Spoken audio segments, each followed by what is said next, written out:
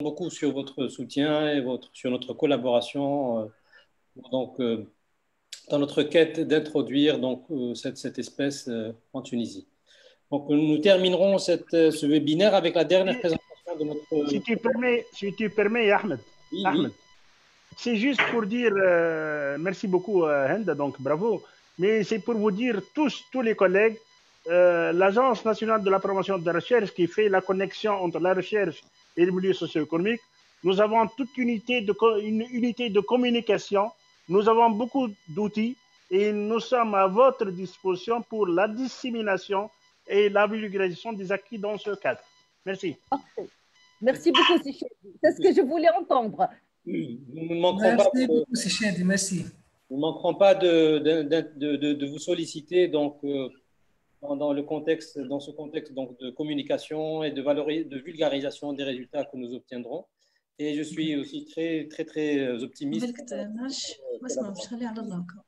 Donc, nous terminerons avec notre collègue Dr Soumeya Rawadi, donc, qui donnera un exposé donc, sur l'introduction du quinoa en Tunisie comme culture alternative dans le contexte de dégradation des ressources naturelles et de changement climatique. J'espère que la connexion va mieux du côté de Soumeya. J'espère bien. Donc, ces dernières minutes, j'avais un petit problème, mais maintenant c'est bon. D'accord. Ok, merci Ahmed, merci tous les intervenants. Je suis vraiment très honorée par la participation donc, à cette webinaire pour la production et la consommation de quinoa. Après les conférences des professeurs Chadli Abdelli et Didier, Henda Arafat, je peux que d'être complémentaire. Moi, je vais présenter le travail, un début de travail, les premiers pas de l'introduction de quinoa au centre-ouest de la Tunisie. Je partage.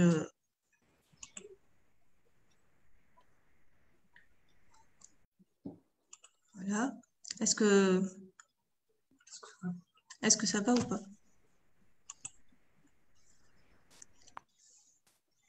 Est-ce que vous voyez ma présentation? C'est bon? C'est très bon, Soumeya, c'est très bon. Oui, ça vient. Parfait. Merci, c'est Chedli, merci. Je vais la mettre en mode voilà. Voilà, donc je me présente, donc je suis maître assistante au Centre régional des recherches agricoles de Sidi Bouzid, où sa zone d'intervention est le centre-ouest de la Tunisie. Mon intervention, donc, elle portera sur l'introduction de quinoa comme culture alternative dans le contexte de dégradation des ressources naturelles et de changement climatique. L'agriculture, elle constituait et constitue encore l'un des piliers fondamentaux de la dynamique socio-économique de la plupart des pays, entre autres la Tunisie. Eh ben, ce créneau, il est donc, il est beaucoup influencé par le changement climatique, caractérisé par la pénurie d'eau, les fluctuations importantes de la température, l'augmentation de la salinité des eaux d'irrigation qui conduit à la salinisation des terrains de culture, et en plus, la forte diminution et la dégradation des phytoressources. Donc, dans ce contexte, et parmi les objectifs du Centre régional des recherches agricoles de Sidi Bouzid, c'est de soutenir l'effort national en matière de recherche et développement agricole et de mieux orienter cette recherche en fonction des besoins de la région. Cependant, l'introduction de quinoa dans les régions semi-arides du centre-ouest semble être une culture alternative contribuant à la sécurité alimentaire. Tout d'abord, donc, on est appelé de mettre en place un matériel génétique adéquat pour la culture en conditions climatiques de la région, de connaître les meilleures pratiques culturales de cette espèce, en particulier les exigences en nutriments et en eau, de connaître les avantages nutritionnels du quinoa et les possibilités de l'incorporer dans les régimes locaux, aussi fournir des données sur l'impact des contraintes de l'environnement sur le rendement qualitatif et aussi quantitatif, fournir des données sur les approches d'amélioration du rendement sous contrainte abiotique. Donc, un programme stratégique qui a été commencé dans l'année 2016 par le Centre régional des recherches agricoles, dans le but donc, de cultiver 43 accessions qui nous ont été fournies par l'USDA et qui proviennent de plusieurs origines d'Amérique, à savoir donc les États-Unis, tels que la Bolivie, Chili, le Pérou, la Mexique, l'Équateur. Donc, on a commencé en 2016 par une action de multiplication et production de semences. Tout d'abord, ces graines ont été semées dans des plaques alvéolées, ensuite repiquées sous cercle plastique dans des conditions donc semi-contrôlées. Parmi les 43 accessions donc fournies, 27 ont produit des graines. Au cours des années 2017, 2018, 2019, on a passé à la culture en plein champ, où on s'est focalisé sur l'identification des dates de semis et la sélection des accessions les plus adaptées aux conditions climatiques de la région. Quand vous voyez la photo, le système d'irrigation employé, c'était goutte à goutte.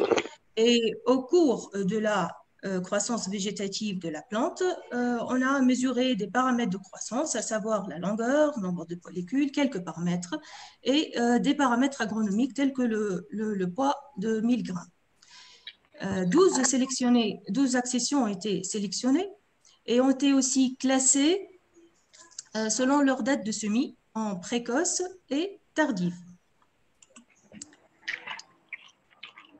Au cours de cette saison, et toujours en culture en plein champ des accessions sélectionnées, on a commencé par une première action qui porte sur la production intensive de semences, et les accessions donc sélectionnées ont été cultivées sur une superficie de 1/4 d'hectare au centre, à la parcelle expérimentale du centre. Le suivi de cette culture nous a permis d'établir des fiches techniques préliminaires comportant donc les caractéristiques de chaque accession, et elles comportent donc l'origine, le nom, le cycle végétatif, l'auteur, la couleur des graines. Voilà quelques accessions, bien sûr. Le poids de 1000 graines, le rendement par plante. Et celle-ci, la dernière que vous la voyez, issue de l'Équateur, a montré le rendement le plus important. Et dans un deuxième temps, une deuxième action dans le cadre d'un master qui porte sur l'étude de la réponse de ces accessions au stress salin a été aussi réalisée. Donc, on a préparé, donc on a fait une parcelle expérimentale, comme vous voyez sur la photo. L'irrigation, le système de culture, il était donc en bloc, et l'irrigation a été faite par des concentrations de NaCl de 3, 6, 9 et 12 grammes par litre. Le traitement témoin, donc c'était l'eau de sondage qui est de l'ordre de 3 grammes par litre. Donc, au cours de la croissance végétative de la plante, on a mesuré des paramètres agrophysiologiques et biochimiques, tels que la matière fraîche et sèche de la partie aérienne et racinaire, des paramètres photosynthétiques, le dosage de la chlorophylle, de la proline, des éléments minéraux. Les résultats de cet essai sont très encourageants. Les accessions étudiées ont montré une stimulation de la production de graines et de la croissance sous des concentrations de 6 et 9 grammes par litre. Ceci, il est très intéressant. Voyons que les agriculteurs locaux soutiennent ce projet innovant qui devrait être très bénéfique pour l'agriculture tunisienne.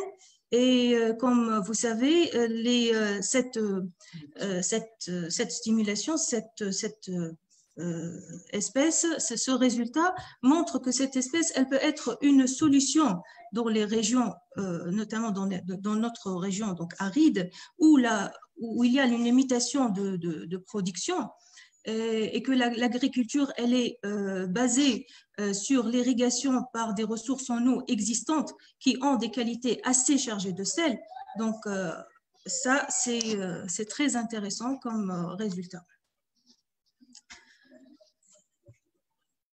Donc, d'après cette étude préliminaire, nous arrivons donc à sélectionner des génotypes de quinoa qui s'adaptent aux conditions climatiques de la région et sont les plus productives, de les classer, donc ces génotypes selon leur date de semis, et l'établissement, donc l'élaboration des fiches techniques préliminaires des génotypes sélectionnés. Bien sûr, ces données sont préliminaires, ces résultats sont préliminaires. On présume les répéter dans les saisons prochaines. Et aussi d'autres travaux qui sont encore en cours concernant la valorisation agronomique de quinoa, à savoir la qualité fourragère et la qualité agroalimentaire. D'ailleurs, notre centre, il fait donc des collaborations avec d'autres institutions telles que la Faculté des sciences et techniques de Sidi Bouzid. Voilà, donc on a fait les premiers pas et nous visons donc la coopération et l'échange de résultats et de graines aussi. Voilà, donc là, je vous présente donc deux plats, salade de quinoa salée, salade de quinoa sucrée. Et ces plats sont faits à partir de la récolte de cette année. Donc, comme il a dit Sichel, virtuellement, je vous invite à des plats de quinoa. Tu l'as rendu un peu tard. On a fait une dégustation et on a remarqué qu'il y a une appréciation par les dégustateurs et c'est très délicieux. Avant de terminer, j'aimerais bien, donc je tiens tout d'abord à remercier toute l'équipe du Centre régional de recherche agricole de Sidi Bouzid qui a participé à l'élaboration de ce travail. Les ingénieurs, les techniciens, les ouvriers, le cadre administratif qui est chapeauté par le directeur du centre, M. Hichem Hajlewi, et toute personne qui m'a aidé de près ou de loin de réaliser ce travail. Et avec coopération à la faculté, l'unité de la valorisation et optimisation d'exploitation des ressources à la faculté de sciences techniques Sidi Bouzid, je remercie le docteur Haft Hajlewi pour sa complémentarité. Et je vous remercie pour votre attention et je vous donne la parole, Monsieur Ahmed. Merci beaucoup, Soraya, pour cette belle exposé aussi de votre part. C'est vraiment intéressant de voir que apparemment donc le quinoa s'adapte très bien aux conditions locales donc de la Tunisie.